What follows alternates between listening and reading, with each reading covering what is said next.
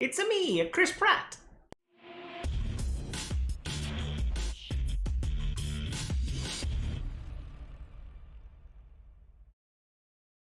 What up, viewers? What up? What up? Calc Soups here, and today is Friday, September 24th, and that means it's time for a quick recap of the week in video game news. Like I'd always like to start with some video game launches. So we had two pretty big games launch this week, 2.5. First one being one that I'm very excited for, Kenna Bridge of Spirits. I've been very excited for this since last year, I think, when we heard about this at the PS5 Expo back in like June of last year. So looking forward to this for quite some time. It did get delayed from August to September, so now it's finally here, but I am finally ready to play it as soon as I get through Deathloop, actually. But very excited to see that it is out. Critics are coming in at about an 81 Metacritic, so pretty good game. Not going to blow your socks off, but if it's something that you're already interested in, I think this would be great for you to pick up. It's also not a fully priced game. I think it's $40, so it's not like slapping down 60 or 70 bucks for a game, and you're also not getting that much. You're not getting as much as you might expect for a $60 game, because I think the runtime's about 8 to 12 hours. So, if you're looking for something small, bite-sized to enjoy, I'm looking forward to playing Kenna Bridge of Spirits, and I hope you are too. And the other game that launched this week was, I guess, relaunched after 25 years or so. So Diablo 2 Resurrected is here. It has launched with some server issues, but overall the game seems to be going off pretty well, and it's very much a similar to Diablo 2. Now people can finally play it on consoles, which is something exciting for a lot of people, because I know that Diablo 3 bringing it to console really did boost the player base. But besides those server issues, I think people have been having a good time with it. I did like the quote-unquote live-action trailers that I'll have a link down to below, where they just kind of have these people going into a confession booth talking about really good actors going into the confession booth and talking about how they want to kill demons. It was really good. I like the trailers, so I'll have a link down below those if you want to check those out. Diablo 2 Resurrected currently sitting at an 82 Metacritic. So if you're looking for a good time with a lot of friends, I know that Diablo plays a lot of people. So if you want to get back into that, start up a character and jump right in, then feel free to check out Diablo 2 Resurrected. Also, Nintendo had a direct this week, what I like to call the Nintendo Indirect this week. People are getting a little bit of mixed signals on the latest direct. People were expecting, I think people went in expecting a lot. I know that I was expecting Breath of the Wild 2 information, but didn't get any. As we'll talk about in a little bit, there was Smash Brothers news, but not kind of what people were looking for. So, also something that took the wind out of their sails is that Kirby's 3D kind of open world game got spoiled or leaked earlier before the Nintendo Direct. So Kirby and the Forgotten Lands is coming out, and it is kind of like an open world Kirby game, which I think looks really fun. But it did take a little bit of wind out of the sails that had leaked prior to the Nintendo Direct yesterday on Thursday. So unfortunately, people saw it early, but the game still looks fun, and I think it could be really interesting to explore, to give kind of Kirby the Mario Odyssey kind of experience that we know and love. So looking forward to that. There was a lot of hype, at least in the couple of the streams that I was watching at the time, for ActRaiser. I am not familiar with the game, but people were really really excited about it. So I just wanted to call that out here. If you're an ActRaiser fan, please tell me down below in the comments. The 2D action platformer plus kind of RTS angle. I think that it definitely sounded interesting, but I'd never heard of it before, so I'm looking forward to seeing kind of what's coming out of that. Also, two very big sequels coming out of the Nintendo Direct with Splatoon 3 and Bayonetta 3. I think I went in expecting Bayonetta, and we've already heard a little bit about Splatoon 3, so both of those were kind of par for the course. And then you get to the kind of miss side of things where Animal Crossing kind of had a big announcement with Brewster coming to the game, but the details on that weren't going to come until later. So there was like an announcement for an announcement, which, as I've said before, are pretty dumb and I don't like them.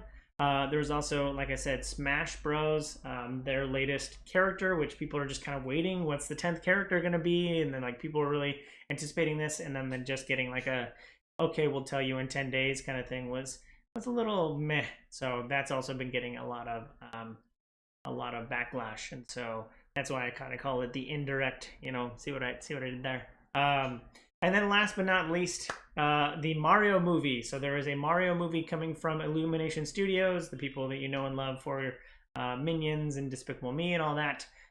So it's going to be an animated movie, and they announced their cast with Chris Pratt as Mario, Anna Joy Taylor as Peach, and Keegan-Michael Key as Toad, and they had a really good Jack Black as Bowser. I'm rattling things off of what I remember, but I think people have, for the most part, gotten a pretty good, like the casting, and it's everybody but Chris Pratt seems to be the focal point, the lightning rod of hate so far. I'm going in with maybe a little bit low expectations. I know that, the quintessential Mario has got, the plumber and the Italian accent, and I don't know how much of that will come across with Chris Pratt voicing Mario. I also expect it to be more funny than kind of Mario movie, so I'm not expecting too much with like the plot of the movie. I'm just expecting a typical Mario journey where he's running around, a bunch of slapstick comedy, trying to get to Peach. So I kind of don't have high expectations, and but I do feel for some of the people who are giving Chris Pratt probably the most amount of hate for his casting. But I think the cast will be fine. I think it'll be a funny movie. I'm just not expecting it to like kind of get to that Mario movie itch. I just don't think it'll be 100% Mario movie, just based on the casting. But I don't have high expectations. So let me know what you think of the Mario movie cast down below. Moving right along, this was the 0.5 games that I was talking about. Death Stranding's GOTY, or Director's Cut, launched this week. Currently sitting at an 86 Metacritic. I was surprised that, I didn't see too much about it, just that it came out and there were some tips and tricks to get you into Death Stranding. I never got into Death Stranding, so this might be a good time for me to pick it up, but I'm surprised that I just didn't see too much of it. I also remember when this was announced that Kojima was saying he didn't like the moniker of Director's Cut because that implies that he didn't have his full say on the game. So I'm kind of tenuous about like calling it a Director's Cut. Like I said, I think of it more as a GOTY. It's been 10 months, so this is usually around when a Game of the Year full DLC edition would come out. So I'm interested to see kind of if they do more Director's Cuts for games, what those would look like. But I know that this first one kind of has a hitch in it with the idea that Kojima probably had full creative control over it. So calling this Director's Cut implies something negative about the other one, and I don't know that was the case. So let me know what you think of Death Stranding down below. Twitch is finally starting to talk about their negotiations with the NMPA, the National Music Publishers Association. So for those of you who aren't in the know, Twitch streamers have been getting a lot of DMCAs, like a lot of demonetization on their content for playing copyrighted music. And so this has been a big issue with Twitch, and Twitch is trying to find a way to make it so that streamers can still play music while also maintaining their revenue stream. And this has been a big feud that's been going on for a few months now, and Twitch is finally talking about how they're not it hasn't progressed to full licensing agreements where streamers can license music or anything like that. So sounds like it's all in negotiations, but at least it's kind of moving forward and Twitch is doing something about it. So hopefully they can fix something like that soon. Discord is also working with YouTube, which I think puts us one step closer to, I swear, I think I've talked about my conspiracy theory in the past, but I have a theory that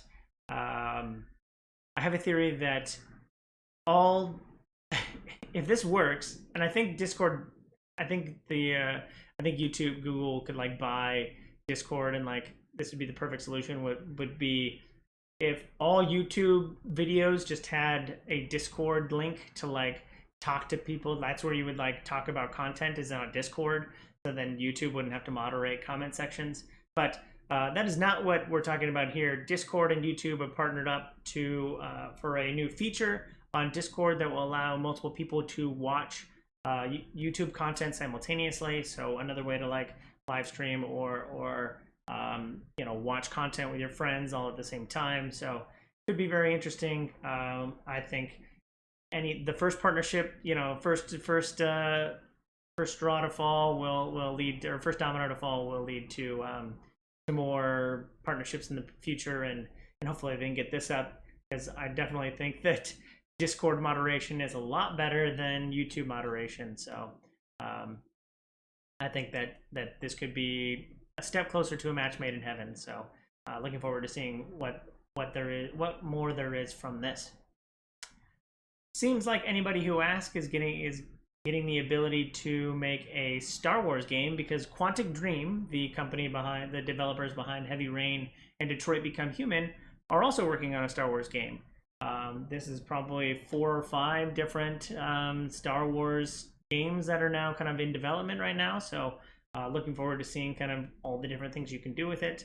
I know that Quantic Dream's got pretty good branching narratives and dialogue trees, so hopefully we get a little bit better dialogue trees than we got in Knights of the Old Republic. So I'm looking forward to kind of seeing what they do with it. Maybe something a little bit heavier, a little bit more human interaction, and less on the sci-fi side. So looking forward to seeing what Quantic Dream does with Star Wars. Also, something that came out of the Nintendo Direct, but is getting its own little segment here, is Nintendo Online is now going to have Sega Genesis games as well as N64 games on their online. You know, you can play these if you have an online membership. So it'll include N64 games, it'll include Sega Genesis games, and because of that, they are selling Bluetooth wireless N64 and Sega Genesis controllers, kind of like the I don't have it in the box, but the SNES controller. Oh, it's right here. So rather than having your SNES controller to play your SNES games on Nintendo Switch, you will now be able to play an N64 game with an N64 controller, or a Sega Genesis game with a Sega Genesis controller. All you have to do is, you know, get it, hook it up, and then it'll work with those games, which would be pretty interesting. $50. I think they've all come out at around $50, so nothing too surprising there. Maybe a little bit steep for some folks, but yeah, I think this is. I like the controllers. It would be kind of cool to have a Nintendo 64 controller flying around whenever I want to play Nintendo 64 games using Nintendo Switch Online, or Nintendo Online. I guess it's not. I don't know that it's necessarily Nintendo Switch Online. It's just Nintendo Online. But I digress.